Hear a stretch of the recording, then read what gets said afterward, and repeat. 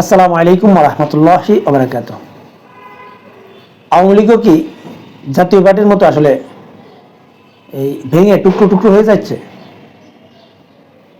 আপনারা জানেন বিগত 16 বছর যাবৎ এই জাতীয় পার্টিকে কিভাবে ব্যবহার করেছে আওয়ামী লীগ।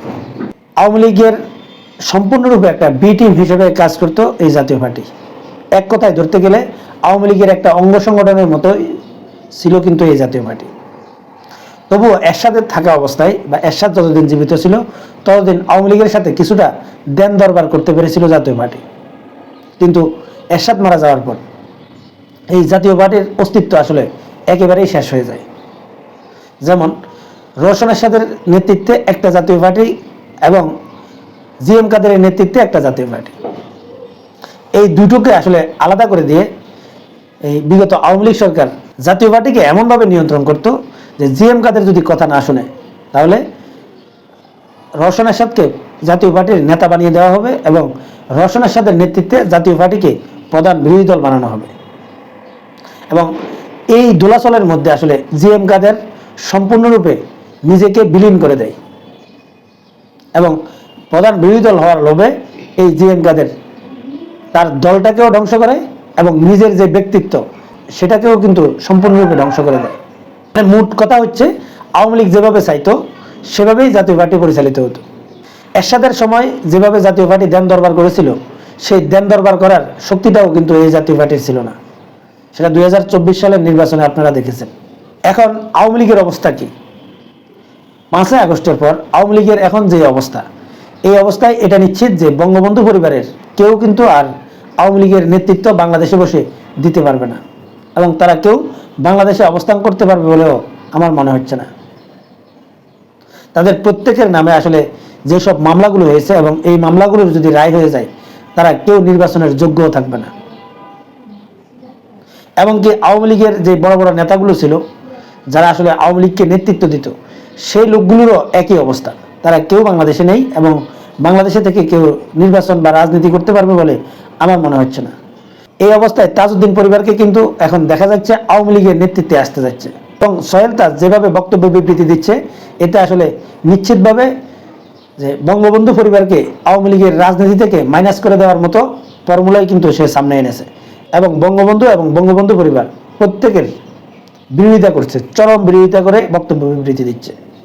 এখন বলতে পারেন যে এই সোহেল তাজ যেভাবে বঙ্গবন্ধু এবং বঙ্গবন্ধু পরিবারের বিরোধিতা করছে এবং আওয়ামী লীগের যারা সমর্থক রয়েছে, যারা নেতাকর্মী রয়েছে, তারা কি তার এই বক্তব্য মেনে নিয়ে আসলে তার নেতৃত্বে তারা আওয়ামী লীগকে তার হাতে তুলে দিবে?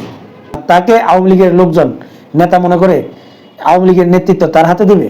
উত্তর হচ্ছে আসলে এছাড়া কোনো বিকল্প কোনো রাস্তা আছে বলে আওয়ামী লীগের আমার মনে হচ্ছে না।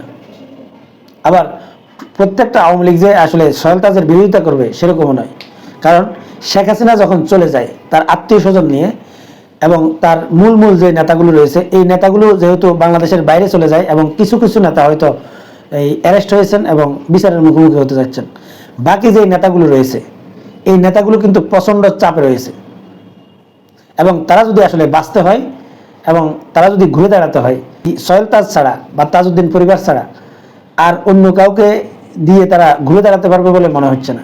অতএব তাদের ব্যক্তি স্বার্থের জন্য হলেও তারা আসলে সোহেল তাজকে মেনে নিতে বাধ্য হবে এবং বর্তমান সরকার বা ইউনূস সরকার আমার কেন জানি মনে হচ্ছে যে এই সোহেল তাজকে আওয়ামী লীগের নেতৃত্বে নিয়ে আসতে যাচ্ছেন। এখন যদি সোহেল তাজের নেতৃত্বে যদি একটা আওয়ামী লীগ থাকে এবং সোহেল তাজ যেভাবে বঙ্গবন্ধু এবং বঙ্গবন্ধু পরিবারকে নিয়ে যেভাবে সমালোচনা করছেন, সবগুলো মিলিয়ে আসলে আওয়ামী লীগের মধ্যে আসলে বিভক্তি তৈরি হচ্ছে।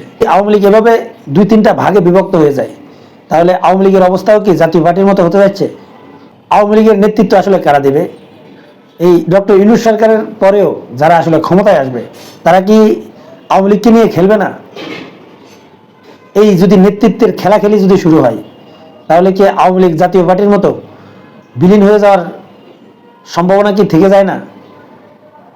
আমার কেন জানি মনে হচ্ছে ঠিক জাতীয় পার্টি যে অবস্থায় পড়েছে, এরশাদকে আসলে কয়েকটা মামলার ভয় দেখিয়ে যেভাবে আসলে নতজানু করিয়েছে বিগত সরকারগুলো, ঠিক আওয়ামী লীগকেও ঠিক সেই পজিশনে আসলে নিয়ে গিয়েছে বা আওয়ামী লীগকেও ঠিক সেই পজিশনে আওয়ামী লীগ এখন চলে গেছে বলে আমি মনে করি।